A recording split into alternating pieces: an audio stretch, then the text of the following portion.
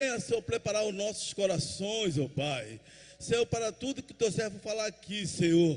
Ó Pai, que nós venha ter batismo com o teu Espírito Santo. Venha ter salvação de alma, Senhor. Ó Pai, que nós venha ter renovação espiritual. Seja com teu filho, ó Pai, nesta noite. E assim te agradecemos. Em nome de Jesus Cristo. Amém. Meus irmãos, a paz do Senhor. Abra a sua Bíblia no primeiro livro dos Reis, capítulo de número 21. Logo após, nós faremos uma leitura também no Novo Testamento. E aí você toma o seu assento. Quero agradecer a Deus por essa oportunidade, você bem fiel ao horário. Primeiro livro dos Reis, capítulo 21. A epígrafe é: Nabote recusa vender a sua vinha. Diz assim: E sucedeu depois destas coisas, tendo Nabote os Jezreelita uma vinha em que Jezeel estava junto ao palácio de Acabe, rei de Samaria.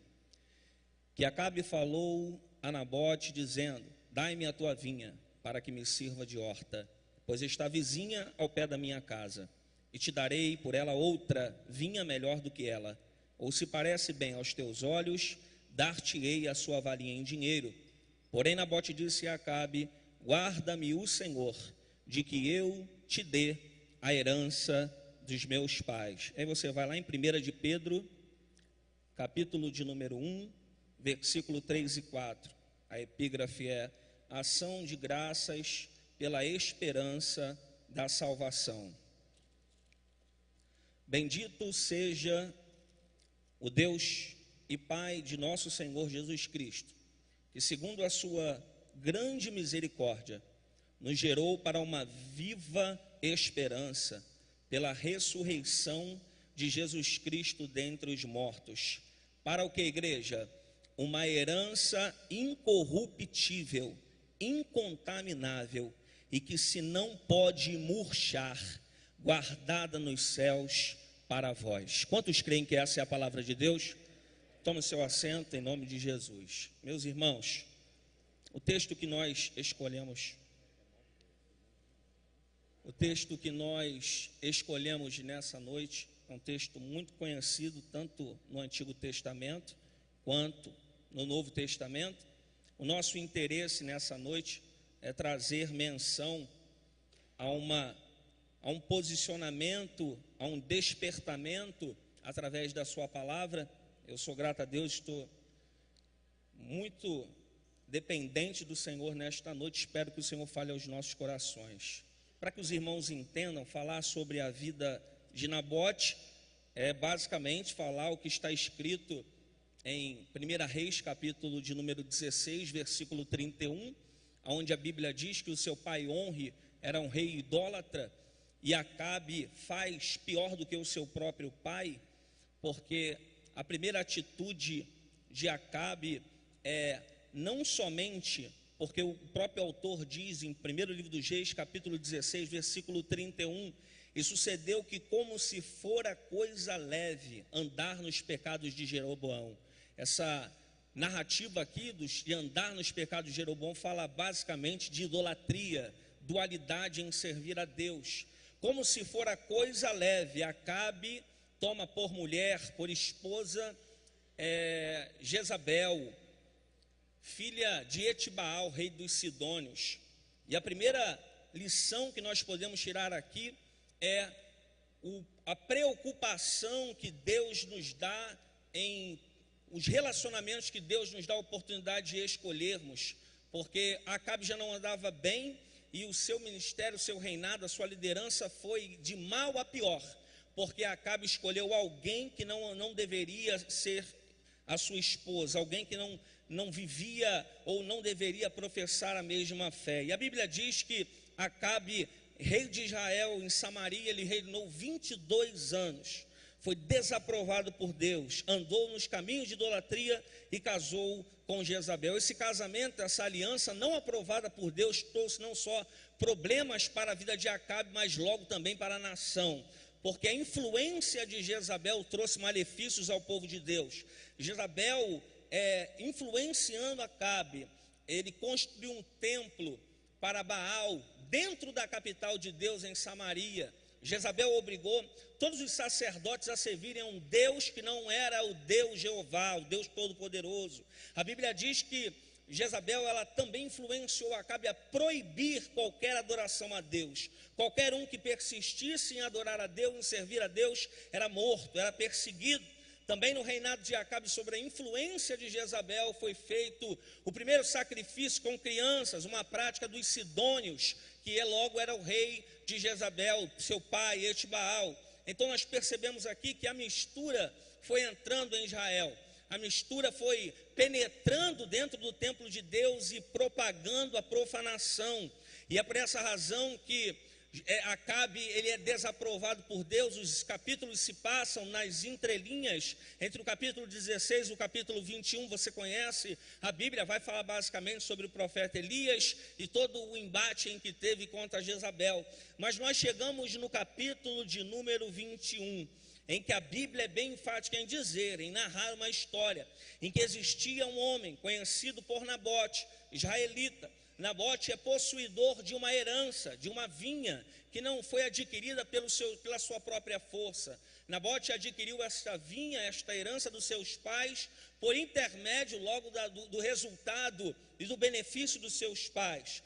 E a Bíblia nos diz que achou-se o interesse de Nabote, de Acabe, pela vinha de Nabote. Só que vender a herança, segundo a palavra de Deus em Números, capítulo de número 36, versículo 7, era uma transgressão. Se você analisar a Bíblia sobre a figura de linguagem, a vinha representa muitas coisas. A vinha representa plantação, a vinha representa ministério, a vinha representa obra, a vinha representa a família. E a vinha também representa, e por esta razão que eu escolhi esse texto, representa a casa de Israel. Isaías capítulo 5, versículo 7, a parte A: a vinha do Senhor é a casa de Israel. Então você percebe que Nabote, ele tem uma vinha, Acabe tem um interesse. E logo no capítulo 21, versículo 1, me chama a atenção algumas lições a respeito da vida deste homem, Nabote. Porque dentro do palácio em que Acabe comanda existe idolatria, dentro do palácio existe paganismo, dentro do palácio existe falta de reverência ao Deus Todo-Poderoso. Mas Nabote está junto do palácio. Nabote tem uma vinha que não está dentro, mas que está junto. Só que enquanto no palácio tem idolatria, fora do palácio tem fidelidade. Enquanto dentro do palácio tem paganismo, fora do palácio existe compromisso com a herança que ele havia adquirido dos seus pais. E aí talvez haja alguma dúvida em qual sentido que estamos falando, para que você entenda. Mas para que você entenda basicamente sobre esse exemplo, é como se fosse Daniel. Porque Daniel estava na Babilônia, estava junto dos outros jovens, mas não estava misturado. Acabe tem um reinado em que é desaprovado por Deus, mas existe alguém que está perto, mas não está misturado. Está junto, mas existe um compromisso com a herança que os seus pais deram para a sua vida. Então, basicamente, Acabe, ele oferece uma proposta. E nesta proposta para Nabote, existem 3 investidas de Acabe para que Nabote ceda a herança. Isso é muito parecido com os dias de hoje, porque o mesmo espírito que trabalhou na vida de Nabote é o mesmo espírito satânico que tenta roubar a herança da igreja. E sendo bem direto, a Bíblia diz no capítulo 21, versículo 2, que a primeira proposta é: dai-me a tua vinha, para que sirva de horta. Os irmãos sabem muito bem que a vinha é o que produz, é a videira que logo produz a uva, o suco da vide. E o mais interessante, o mais específico da videira é que a videira, ela não pode haver nenhuma outra espécie para que ela cresça, para que ela produza, para que ela se prolifere. Então a vinha de Nabote é uma vinha em que não há outras espécies diferentes que não seja a vinha. E qual é o interesse de Acabe? O interesse de Acabe está escrito no versículo 2 do capítulo 21.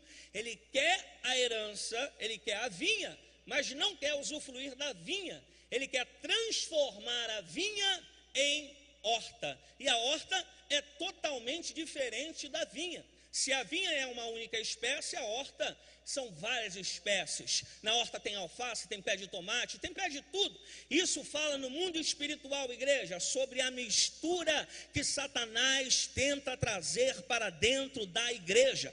Gálatas capítulo 1, versículo 8 e 9. Mas ainda que nós mesmos, ou um anjo do céu, vos anuncie outro evangelho, além do que já vos tenho anunciado, seja anátema. Assim como já vos dissemos, agora, de novo, também vos digo, se alguém vos anunciar outro evangelho, além do que já recebestes, seja anátema. A igreja do Senhor é uma igreja que precisa se posicionar igual Nabote. Nós não podemos de maneira alguma aceitarmos a mistura entrando por dentro da igreja. A igreja precisa continuar com identidade. Por mais que percamos as oportunidades, se perdemos por causa da fidelidade, logo não era a vontade de Deus. Estevão estava perdendo a sua vida, mas Atos capítulo 7 diz que enquanto ele era apedrejado, os céus estavam abertos sobre a sua vida, porque ele foi fiel, porque ele não aceitou a mistura, porque ele não aceitou o engano. E na vida de Estevão valia mais o céu aberto, Deus no trono, Jesus de pé, do que a aceitação dos homens. Que nesta noite o Espírito Santo de Deus possa nos dar força, possa nos dar coragem de nos posicionarmos contra toda mistura que tenta entrar dentro da igreja. Glória a Deus. Louvado seja o nome do Senhor. A segunda proposta é que a primeira é: me dá a tua vinha para que eu transforme em horta. E essa é a atitude do diabo. O diabo não vem para brincar, ele é diferente. O diabo, ele é muito mais organizado do que muitos crentes que acham que são organizados. O diabo não vem para brincar, o diabo não vem para se expor no Facebook, o diabo não vem para fazer contenda, o diabo vem para matar, roubar e destruir. Ele só se esqueceu que a Bíblia também nos diz que o Filho de Deus se manifestou para desfazer todas as obras do diabo. Nós não podemos confiar nas nossas forças no homem, nos políticos, em todas as autoridades deste mundo. A força da igreja ainda está naquele que verteu a sua cruz, o seu sangue na cruz do Calvário. A força da igreja ainda está em Jesus. Tentaram parar a igreja no século I, ela venceu. No século II ela venceu. Estamos no século 21. Eles apertam e apertam a igreja. Muitos delas se prostam às normalidades deste mundo. Mas louvado seja o nome do Senhor, que aqui em Cordovil Jesus ainda é suficiente. Aqui nós não colocamos placa que você vem e recebe bênção, não. Deus pode te curar sim, amado, e é a intenção dele, mas Jesus é muito mais do que a cura. Deus pode te dar uma vida financeira muito boa, esta é a intenção de Cristo, mas Cristo está preocupado se nós entramos neste templo e saímos dele com a certeza que os nossos nomes estão escritos no livro da vida. A segunda proposta é: se tu não achar por bem, Nabote, porque o diabo é insistente, eu te dou outra vinha melhor do que essa. Irmãos, aqui tem empresários, aqui tem pessoas que vivem e que são autônomos. Como é que alguém vai ter benefício em dar para alguém algo em que o que a pessoa vai dar para ele não é melhor do que ele está dando? Nabote está querendo dar uma vinha que é melhor do que a que ele quer, então tem alguma coisa aí. Como é que ele quer algo que não é melhor do que ele tem? E essa é a intenção de Acabe: desvalorizar a herança que a igreja tem, que não é dessa terra. Essa é a intenção do diabo: fazer a gente ficar preso nas coisas dessa terra, brigar por causa das coisas dessa terra, sair no braço por causa das coisas dessa terra. Mas Nabote não. Nabote nos dá a entender aqui no texto que ele está preocupado em ser fiel, mesmo que seus pais já tenham morrido, porque só Nabote sabe como os pais conquistaram aquela herança, e é isso que deve trazer o simbolismo para a mente da igreja.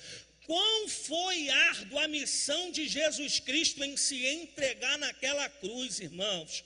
Ele foi humilhado, e o homem nesta terra não conseguiria pagar o valor que Cristo sofreu pelas nossas vidas. Então qual é a intenção de Acabe? A intenção de Acabe é desvalorizar aos olhos de Nabote a herança e tornar a ela em segundo plano. O que Mateus capítulo 6, versículo 21 diz?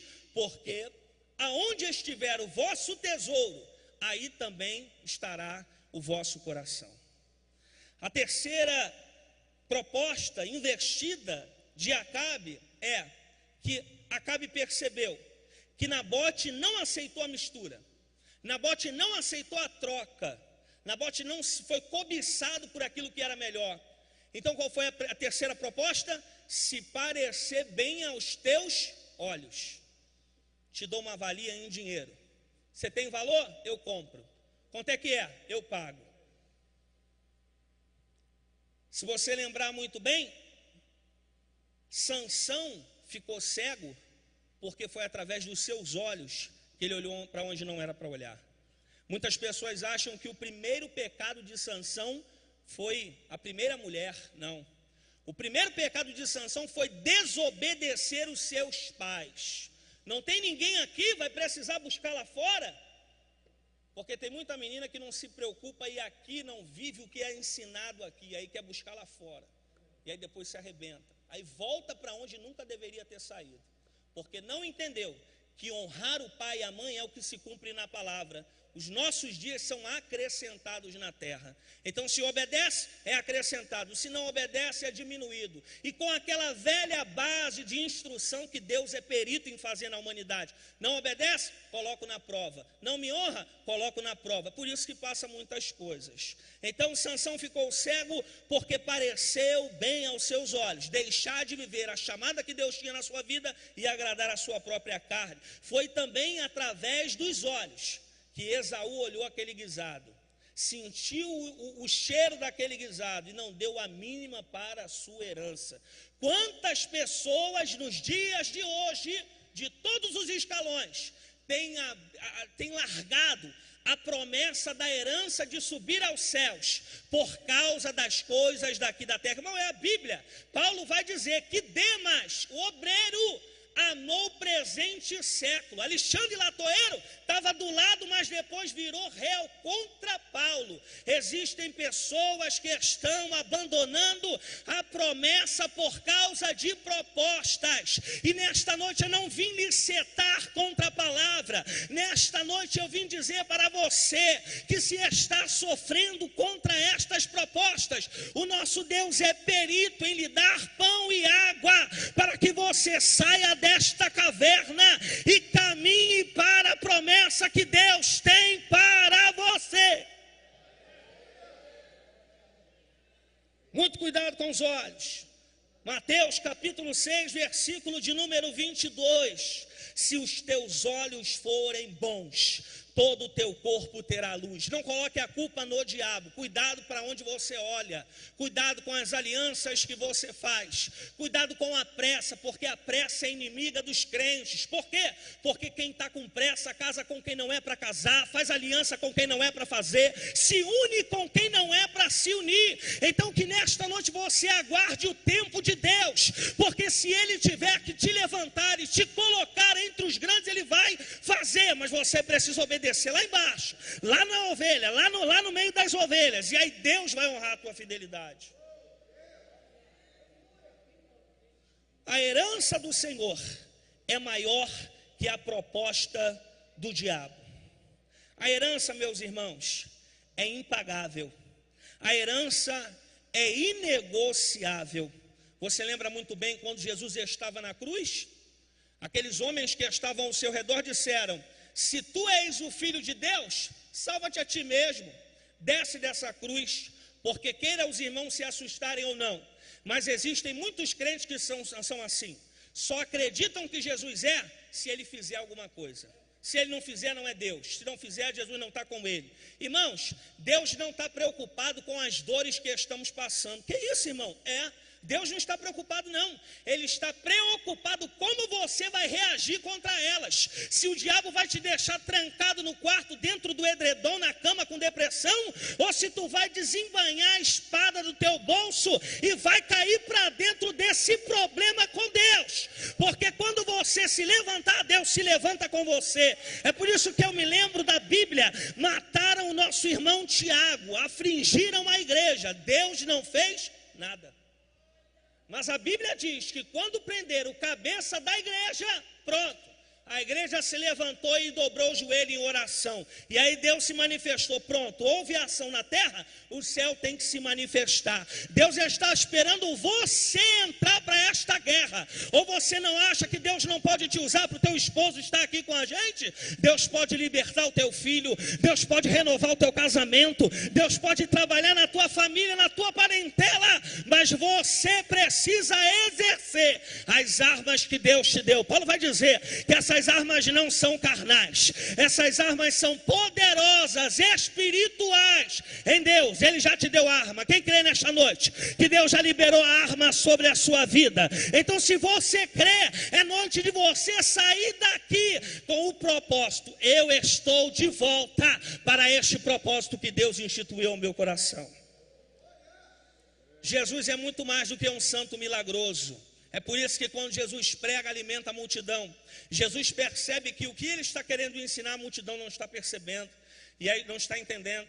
Jesus atravessa a margem, a multidão atravessa, e agora o sermão de Jesus muda. Cuidado com o fermento dos fariseus, cuidado com o fermento dos fariseus. Os discípulos não entendem, acham que é muito duro o sermão. Quem pode ouvir, quem pode resistir a esse sermão? E aí Jesus, entendendo tudo, sabedor de tudo, diz: sabe por que o sermão está duro? Porque eu entendi que essa multidão que me procura só quer alimentar o estômago, mas hoje não tem remédio Tilenol, hoje é Bezetacil. Como assim, Diego? Dói, mas vai sair com saúde, dói, mas vai sair de pé, dói, mas vai sair com a marca de Deus. Jesus não desce da cruz, e eu aqui encerro. Sabe por que Jesus não desce da cruz? Porque sobre a vida de Jesus existiu uma promessa para as nossas vidas. Irmão, se você lê o capítulo 53 de Isaías, dá vontade de chorar. Porque o nosso Deus nos amou tanto que não se compara à escrita de João 3,16, porque Deus amou o mundo de tal maneira não existe um tamanho para o amor de Deus. Só que a Bíblia diz em Isaías capítulo 53, que Deus Todo-Poderoso teve prazer em moer o seu Senhor, o seu Filho, Jesus Cristo. Você tem noção disso? Deus teve prazer em entregar Jesus para que a herança que Deus tinha para a humanidade viesse ser completa por intermédio de Jesus.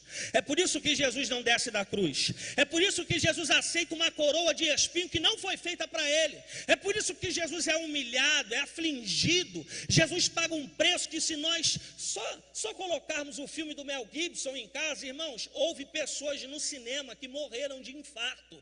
Isso foi comprovado, porque não aguentaram ver o filme, sentiram dor no seu coração. Foi através desta dor que Jesus Cristo não desceu da cruz e também não foi morto. Ele abriu os seus braços e disse: Pai, a ti eu entrego o meu espírito. Foi através de Jesus que hoje nós estamos aqui em Cordovil, não para idolatrar o gigante, não para idolatrar Davi, não para idolatrar Saul, mas estamos aqui para dizer: muito obrigado, porque o Senhor me deu uma nova chance. Muito obrigado, porque o Senhor me deu dignidade. Muito obrigado, Senhor, porque, irmãos, eu preciso dizer isso aqui para você. Você que sofre dores no seu corpo, você que tem sentimentos difíceis por causa da tua família, tudo isso vai acabar, meu irmão. Tudo isso vai acabar. Todo choro, toda dor, toda artrose, todo problema de pressão, tudo isso vai acabar. Mas nós precisamos entender que se o noivo está tardando, o tardar dele tem um significado. Mateus capítulo 25, E o servo agora volta como senhor, muito tempo depois. E o noivo agora volta para a igreja, muito tempo depois. Irmão, se não voltou ainda, é chance de você se consertar com Deus. Se não voltou ainda, é porque você tem que acordar e encher a tua lamparina. Se não voltou ainda, é porque Deus está nos dando chance para que nós possamos subir para esse céu que o nosso Senhor Jesus está preparando para nós. Quantos sentem esse sentimento ardente no coração? Então você pode não ter carro, você pode até não ter nada, mas se você tiver o teu nome escrito no livro da vida, lá você vai estar no descanso eterno com o Senhor. Eu encerro Mateus capítulo de número 25, versículo 34. A herança é impagável, a herança é inegociável. Jesus morreu na cruz, mas não entregou a herança da igreja para os soldados romanos. Mateus capítulo 25, versículo 34. Então dirá o rei aos que estão à sua direita: vinde, benditos de meu Pai, possuir por herança o reino que está preparado desde a fundação do mundo. Se coloca de pé em nome de Jesus. Irmãos, eu sou